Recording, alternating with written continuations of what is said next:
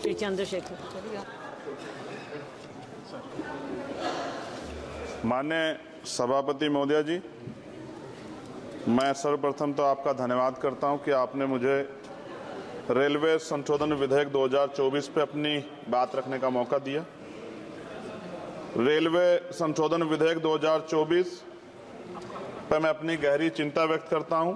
यह विधेयक भले ही रेलवे के शासन ढांचे को सुव्यवस्थित करने का लक्ष्य रखता हो, लेकिन ये हमारे रेलवे सिस्टम की मूलभूत ताकत को कमजोर कर सकता है।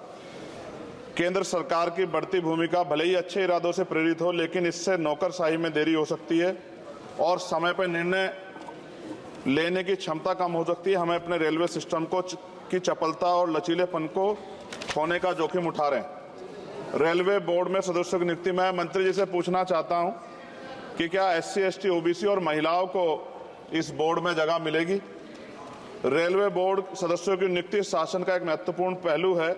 यह आवश्यक है कि नियुक्तियां योग्यता और विशेषज्ञता के आधार पर हो, ना कि राजनीतिक विचारधाराओं के आधार पर। इस मोर्चे पर कोई भी समझौता निर्णय लेने की गुणवत्ता और भारतीय रेलवे के समग्र प्रदर्शन में गिरावट का कारण बन सकता है। जनता की जरूरतें सर्वोपरि है, इसलिए हमारे लिए आम आदमी की जरूरतें सर्वोपरि हैं। रेलवे सुलभ, किफायती और विश्वसनीय होना चाहिए। विधेयक को सुनिश्चित करना चाहिए कि इन सिद्धांतों का पालन होगा। हालांकि विधेयक का उद्देश्य अच्छा हो सकता है, लेकिन इससे संभावित परिणाम दूरगामी है। हमें सावधानीपूर्वक आगे बढ़ना चाहिए और सुनिश्चित करना चाहिए कि सुधार रेलवे के मूल तत्वों को कमजोर न करें। साथ साथ सभापति महोदया, जिस लोकसभा क्षेत्र से मैं आता हूं, नगीना, वो बहुत पिछड़ा हुआ क्षेत्र है। वहाँ के युवा, किसान, महिलाएं, मजदूर जीवन यापन करने के लिए कठिनाइयों का सामना करना पड़ता है उनको। इसलिए मैं माननीय मंत्री जी से मांग करूंगा कि नजीबाबाद से मुंबई और जम्मू के लिए ट्रेन चलाई जाए। साथ साथ नजीबाबाद स्टेशन गढ़वाल का प्रवेश द्वार है। मैं आपसे आग्रह करूंगा कि वहां जल भराव की समस्या होती है स्टेशन पे, उसकी देखरेख की जाए। बेगमपुरा एक्सप्रेस वाराणसी टू जम्मू तवी का स्टॉपेज वहां हो। दिल्ली जाने के लिए सुबह में कोई ट्रेन नहीं है, मुझे भी आना पड़ता है तो बहुत परेशानी का सामना करना पड़ता है अक्सर, जब मैं कोशिश करता हूं कि सेशन में चला जाऊं, क्योंकि ये रेलवे की सुविधा आपने उपलब्ध कराई है। जलालाबाद क्रॉसिंग पे ओवर ब्रिज बनना चाहिए। धामपुर में 2 जगह पे समस्या है सर, कई घंटे खड़ा होना पड़ता है, ओवर ब्रिज की आवश्यकता है वहां।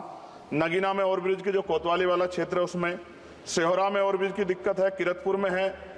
और बैकलॉग सर बहुत इंपॉर्टेंट विषय है।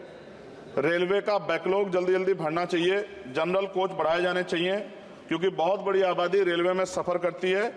बहुत लोगों की जान दुर्घटना में जा रही है। हमने कई एक्सीडेंट जो है देखे हैं, और एक कर्मचारी की जान के जिस तरह दबके, ये भी एक बहुत बड़ी समस्या थी। जनता में गुस्सा पैदा हुआ, इसकी रोकथाम की जाए। गरीब यात्रा करने के लिए जाता है, अंतिम यात्रा ना हो जाए, इस बात का हमें ध्यान रखना पड़ेगा। साथ साथ इसका मुझे एक मुख्य कारण ये दिखाई देता है कि लोको पायलट को रात और दिन में ड्यूटी करनी पड़ती है। मैं खत्म कर रहा हूं। रात की ड्यूटी कठिन है, उसके बाद पर्याप्त आराम चाहिए।